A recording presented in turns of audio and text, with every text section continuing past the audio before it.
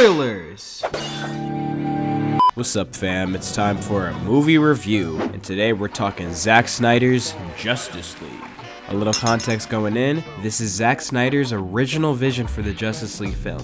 Back in 2017, Snyder stepped off of the film before it was released theatrically, and Joss Whedon, the Avengers guy, finished the movie up. And yeah, that movie was kind of a crime against my eyes. As for the DCEU up to this point in general, I enjoyed Man of Steel, I enjoyed Wonder Woman, I really did not like Batman v Superman, so I was cautiously excited to get into this movie. And I'm not gonna lie, it blew my expectations out of the water. So let's get into some thoughts.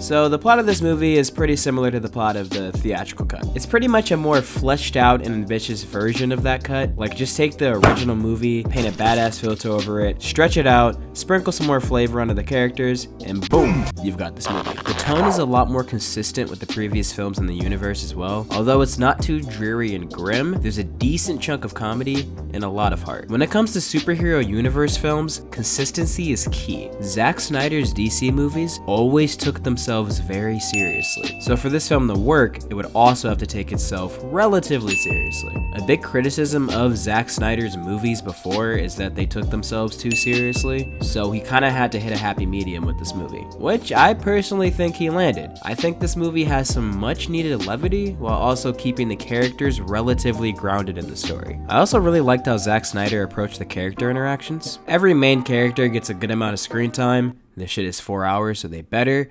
And they have to learn to work together over the course of the movie. There is conflict, but it doesn't necessarily feel manufactured. Like, it's not Aquaman yelling about how Cyborg is evil the entire time, or Bruce Wayne being a prick for some fucking reason. The characters take some time to learn to work together, and then they begin to grow as a team, which I found pretty satisfying to watch. I'm actually going to get into more detail with the character interactions in T-minus 5, 4, 3, 2, Batman.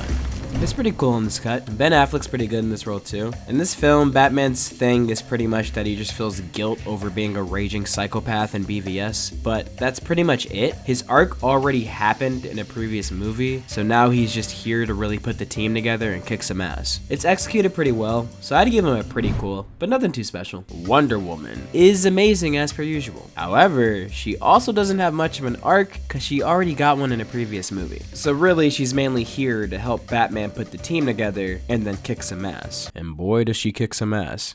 Boom, bam, bop, bada bop, boom, pow. She's pretty cool, but nothing too crazy.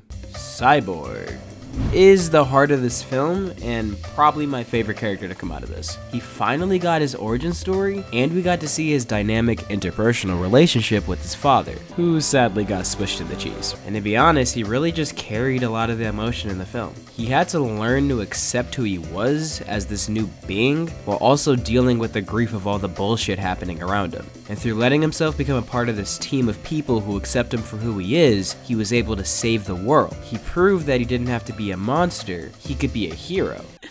It's just so powerful, man. Also, his moveset is just so badass. Like, I swear to God, he is so fucking cool. I'd say he was really well done in this movie. The Flash is pretty damn cool. While he kept his role as the comedic relief, he did have a lot of scenes fleshing his character out a bit. I loved his interactions with his father. The whole turning back time felt like a really good payoff. That's also my favorite scene of the film. He just stands out so much more in this movie than he did in the theatrical cut. He's jokey, but he still has motivations. He's still driven by something. He gets a more active role in the film, and we get to see more sides than just his comedic relief side. Speedy Boy was done pretty well.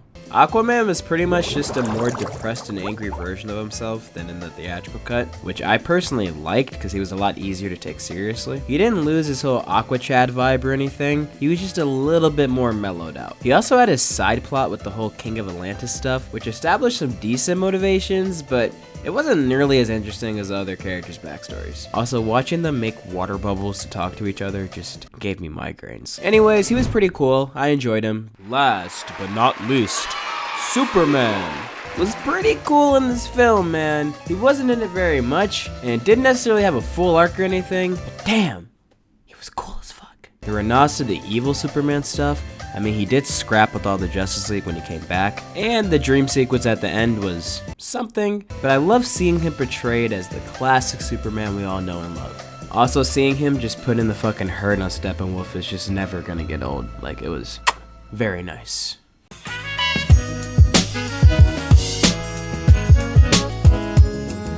The visuals are pretty good for the most part. They weren't necessarily realistic, but I did like them. CGI also looked finished for the most part. It looked better than what I expected from the cut. Also, the action, oh boy, the action. The choreography was so goofy, but it was just like, people were just getting turned to ash, chopped in half, punched through walls. It was just so fun to watch. Like, I just had so much fun watching the action. I also appreciated that Steppenwolf had a little bit more character and even a motivation. Like, I get it, he wanted to be Darkseid's main, not his side piece. Shot composition worked really well for me. Everything was sequenced in a way that flowed like one creative vision. One of my main problems with the theatrical cut was that it felt like a Frankenstein's monster movie where scenes had very conflicting tones and compositions and were just mashed together. Also, the plot just kind of skipped around major plot points like Steppenwolf nabbing the third mother box. Snyder actually got the runtime to create an immersive experience that flowed pretty well, so he used it. I will say the slow motion was so over the top, like...